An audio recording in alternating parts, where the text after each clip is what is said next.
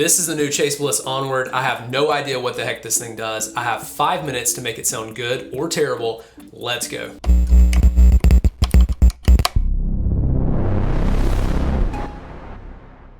I will tell you that after spending about 3 to 4 minutes with the manual, I'm actually even more confused than I was before I started. So we're gonna throw this away and we're just gonna turn knobs and see what happens. And Bella's gonna time me and hopefully I don't make a fool out of myself. Guitar of choice is going to be a vintage 1980s Fender Japanese Stratocaster with vintage pickups. Pressure's on.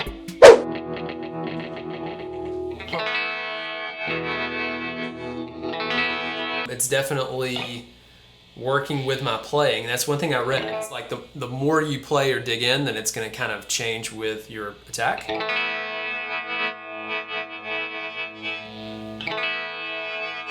the octave. Ooh, that's kind of cool.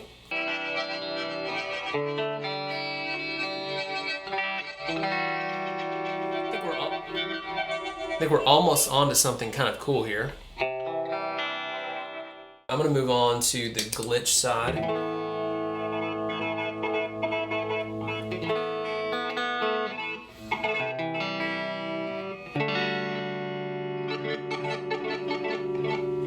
don't even know what this is.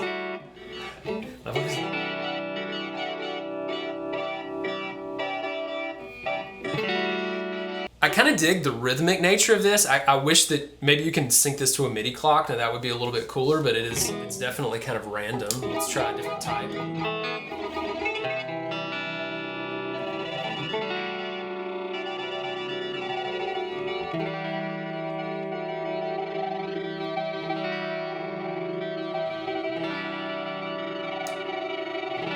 Whoa.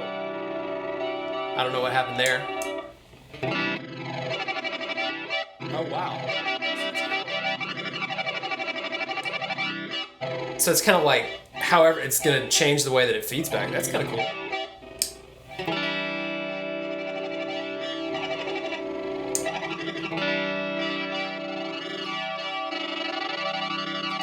All right, so let's put them both together here and see if we can come up with a cool tone.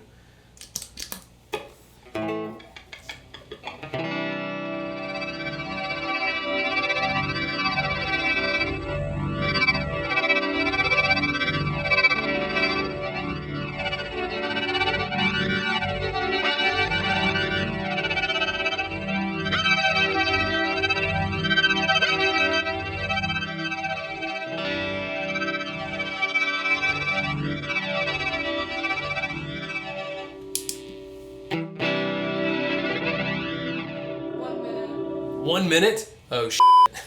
I gotta dial something in.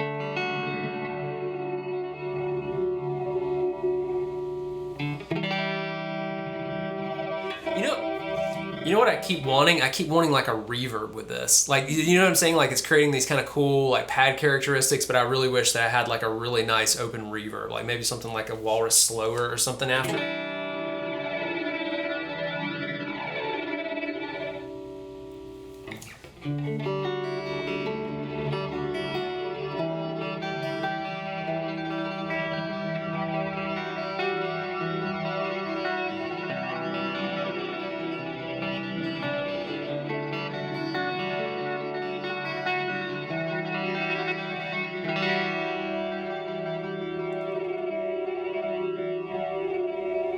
It's mildly kind of cool. Like, how much time do I have left? How much time do I have left? 5 seconds. Okay, I'm done. Yes, I'm done. So yes, I'm calling it quits. First of all, 5 minutes would be like, it's like a blink of an eye with something this complicated. Maybe got like 1 or 2 cool tones out of this. I do like kind of the freeze perspective that, you know, you're able to create this kind of cool pad up underneath it. I'm gonna have to figure out what the hell glitch does because that part to me just still kind of hurts my brain. So yeah, can you do it in 5 minutes? I don't know, like you guys be the judge. Maybe this was great, maybe this was terrible. But at this point, I guess we can actually open the book, talk about a little bit about the pedal, the way that some of the controls are working. I probably was mucking it all up.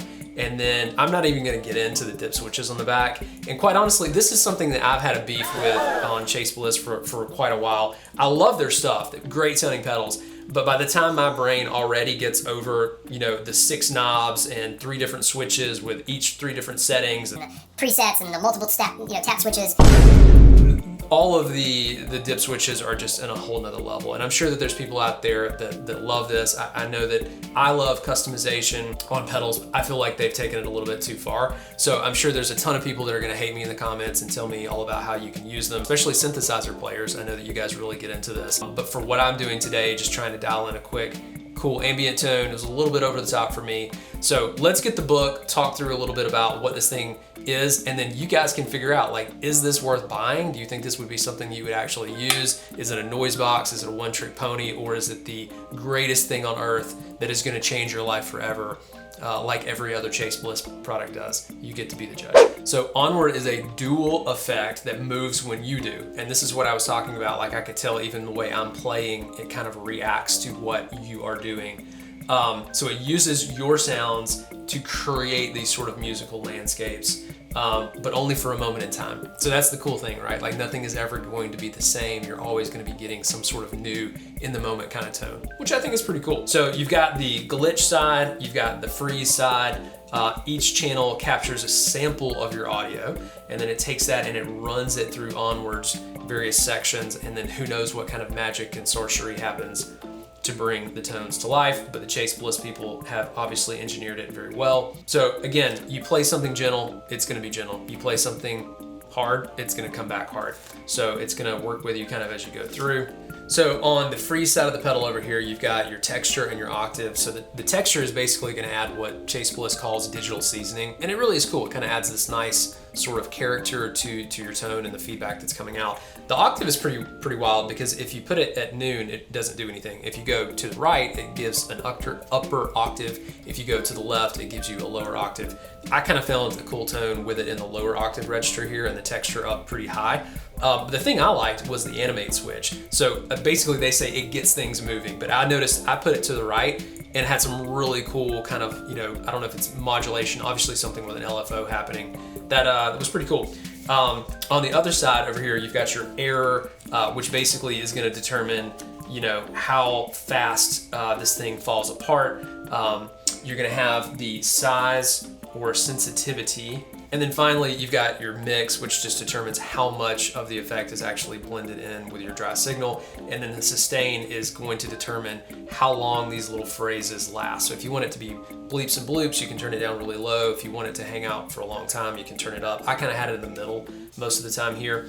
And then the fade is going to determine how quickly sounds fade in and out. So you can use 3 different settings. You can have it soft and swelly on the left side. In the middle, it's the user. So basically you can set that up in hidden options. And then on the far side, it's fast. So it's gonna be a really quick response. And then finally, the last dip switch over here under error is just gonna set the type of error. So on the far left side, it's timing. So I guess this is, remember when I was saying like I felt like it was in some sort of rhythm? That's why. So it was actually doing that based on the sample size. Condition is in the middle, which introduces mutes and random sample shifts. And then on the far right side, you've got your playback, which destabilizes playback, speed, and direction. So anyway, if you want to know what all that means, you're welcome to read the manual. But I think the existential question is, like, how quickly can you get one of these set up and make it musical? Definitely not something I'm gonna sit down with and try to get this done in, you know, a half an hour. This is gonna be something I would want to put on my board, play with it over a weekend, kind of figure out how it integrates with my other rig. So for instance, I kept saying like I wanted a reverb after this, like more ambiance around what was going on. But overall, I think it's pretty cool. And something I will say too about this pedal is it definitely seems like it's leaning back more toward guitar players, right? There's so many great pedals that Chase Bliss makes that I think have really become favorites in the synthesizer world. This one, I really do think it's kind of bringing things back to the guitar because it reacts with your playing. So I think that's kind of cool. So you guys tell us in the comments, would you buy it? Would you pass on it? Maybe you want to borrow it. You know, a lot of these pedals are super expensive. If you don't want to pay the price to check them out, you can get any of the Chase Bliss line through BuyOrBorrow Music for as little as 39 bucks a month. You can keep it as long as you like, and if you decide that you love it, it's a one-click purchase to keep it and make it your own. So check us out. We're gonna put the links down in the description below, and definitely let us know what you think about it in the comments. Come back and check us next time. Thanks.